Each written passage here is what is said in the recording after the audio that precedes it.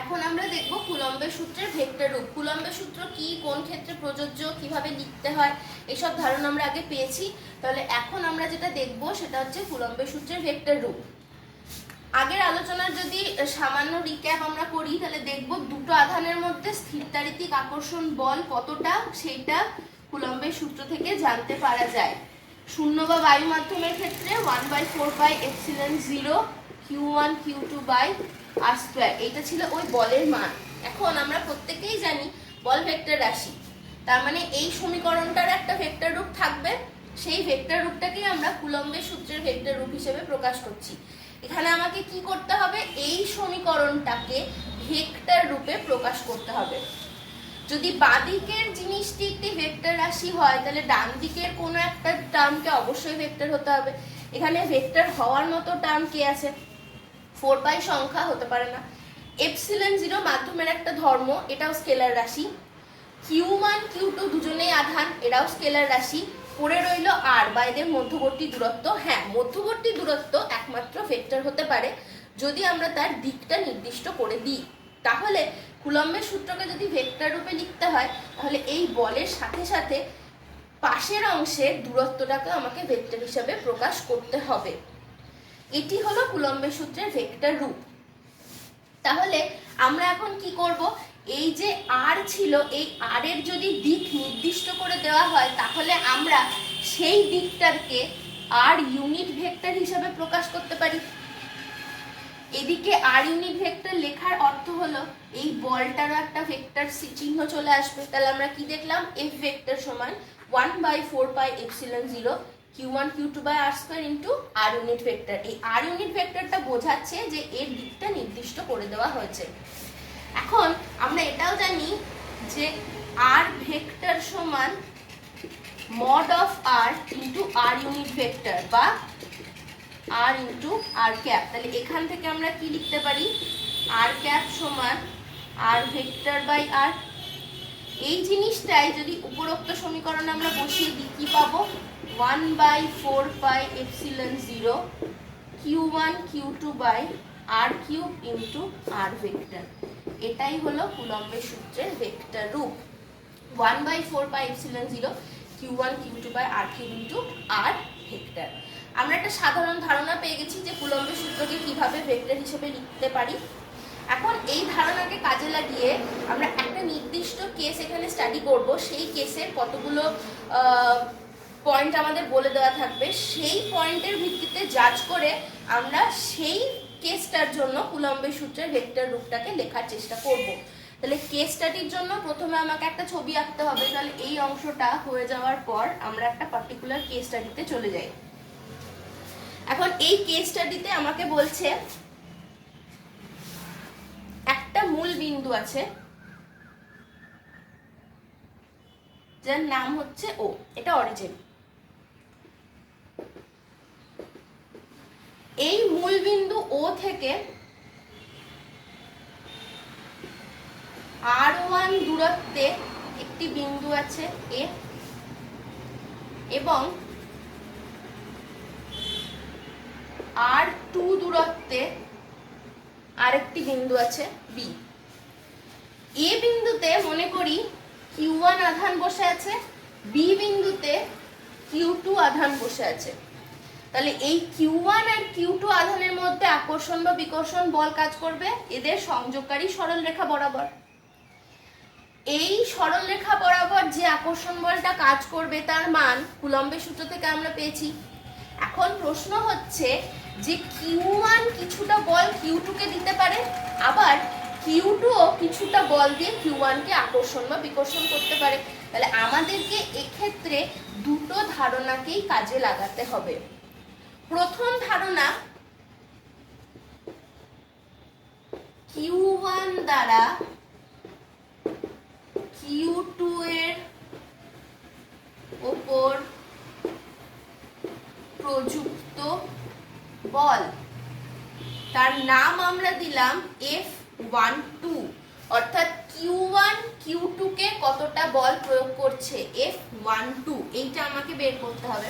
আচ্ছা, q1 যদি q2 কে বল প্রয়োগ করে এই বরাবর বল প্রয়োগ করছে, যদি সম আধান আর বিকর্ষণ করবে, আমরা ধরে নিচ্ছি এটা সম আধান, সেক্ষেত্রে Q1 Q2 কে বিকর্ষণ করছে এই দিক বরাবর।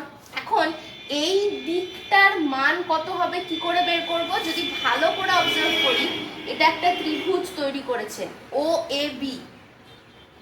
এই ত্রিভুজের দুটো বাহু দুটো ভেক্টরকে প্রকাশ করছে, R1 এবং R2। তৃতীয় বাহুটি আমরা জানি না কোন ভেক্টর হবে বা মধ্যবর্তী দূরত্বটা আসলে কি। এক্ষেত্রে আমরা ভেক্টরের ত্রিভুজ সূত্র ব্যবহার করতে পারি। ভেক্টরের ত্রিভুজ সূত্র বলে ক্রমান্বয়ে গৃহীত দুটি বাহু যদি দুটি ভেক্টরকে প্রকাশ করে, তাহলে বিপরীত ক্রমে গৃহীত তৃতীয় বাহু তাদের লব্ধির মান নির্দেশ করবে। তার মানে এই যে ভেক্টরটি আছে, এই ভেক্টরটির মান আসলে এই দুজনের মান, তাদের লব্ধি হচ্ছে R2 ভেক্টর। তাহলে আমি প্রথমে এই দিকটিকে x ভেক্টর ধরে নিলাম, তাহলে R1 vector plus x vector সমান R2 ভেক্টর। ভালো করে লক্ষ্য করবে, এরা দুজন ক্রমান্বয়ে গৃহীত বাহু, এ হচ্ছে বিপরীত ক্রমে গৃহীত বাহু। তাহলে R1 প্লাস x পেলাম R2। তাহলে x ভেক্টর যেটা আমরা জানি না, সেটা দাঁড়াচ্ছে R2 vector minus R1 vector. মনে রাখার সুবিধার জন্য এর নাম আমরা দেব R21 vector, R2 minus R1। তাহলে এখন আমরা কুলম্বের সূত্রটা লিখতে পারি এখানে 1/4 pi epsilon 0 Q1 Q2 by R21 cube into R21 vector. আগে আমরা দেখে নিয়েছি কেমন করে লিখতে হয়। প্রথমে ইউনিট ভেক্টর নিয়ে তারপরে সেটাকে ভেক্টর দিয়ে রিপ্লেস করলাম। তাহলে কি পেলাম? 1/4 pi epsilon 0 Q1 Q2 by R21 cube into R21 vector. এটা আমরা কি পেলাম? Q1 দ্বারা Q2 এর উপর প্রযুক্ত বল F12। সেম কাজটা আবারও করতে হবে, যেখানে আমরা উল্টো কেসটা ধরবো, অর্থাৎ Q2 দ্বারা Q1 এর উপর প্রযুক্ত বল, সেটার নাম আমরা সামান্য পাল্টে দেব F21 দিয়ে, দেখবো যে সেই ক্ষেত্রে গিয়ে আমাদের কি উত্তরটা আসছে। তাহলে প্রথম ক্ষেত্রে আমরা এই ইকুয়েশনটা পেয়েছি, পরবর্তী ক্ষেত্রে দেখবো আমরা কি সমীকরণটা পাচ্ছি। পরবর্তী ক্ষেত্রে যেটা আমরা করব সেটা হচ্ছে Q2 দ্বারা Q1 এর উপর প্রযুক্ত বল F21। এই সমীকরণটা আমরা এখন লিখছি না। এখানেও অ্যারোটা এইবারে উল্টো দিকে হয়ে যাবে, কারণ Q1 এর উপর বল প্রয়োগ করছে কে? Q2। তাহলে এক্ষেত্রে আমরা দেখি যে ত্রিভুজ সূত্রটাকে কিভাবে অ্যাপ্লাই করা যায়। লক্ষ্য করো, তীর চিহ্নটা পাল্টে দেওয়ার সঙ্গে সঙ্গে এরা দুজন ক্রমান্বয়ে গৃহীত বাহু হয়ে গেছে, R1 হয়ে গেছে বিপরীত ক্রমে গৃহীত বাহু। তাহলে আমরা কি লিখতে পারি এখানে? R2 vector plus x vector সমান R1 ভেক্টর, বা x ভেক্টর সমান R1 vector minus R2 vector, যেটাকে আমরা নাম দিচ্ছি R12 ভেক্টর। তাহলে এইবারে এই R12টা আমরা এখানে বসাতে পারি 1/4 pi epsilon 0 Q1 Q2 by R12 cube into R12 vector. তাহলে আমরা দ্বিতীয় ক্ষেত্রে F21 এর এক্সপ্রেশন পেয়ে গেলাম। এখানে আমরা কি কেস স্টাডি করলাম? দুটো আধান আছে, ধরে নিলাম সম আধান Q1 এবং Q2। তাহলে ওদের মধ্যে বিকর্ষণ বল কাজ করছে। কতটা বিকর্ষণ বল কাজ করছে সেটা আমরা বের করেছি প্রথম জনের সাপেক্ষে দ্বিতীয় জনের বা দ্বিতীয় জনের সাপেক্ষে প্রথম জনের। তাহলে দুটো এক্সপ্রেশন আমরা পেয়েছি, F21 এবং F12। এখন এই দুটো এক্সপ্রেশনকে কিভাবে ব্যবহার করব বা ব্যবহার করে আর কি ইনফরমেশন আমরা পাচ্ছি সেটা আমরা একটু দেখে নেব। তাহলে প্রথম এক্সপ্রেশনটা আমাদের কাছে কি ছিল? F12 ভেক্টর সমান 1/4 pi epsilon 0 Q1 Q2 by R21 cube into R21 vector. দ্বিতীয় সমীকরণটা আমাদের কাছে এরকম দাঁড়িয়েছে। এখন এই R21 কে একটু ভেঙে লিখি।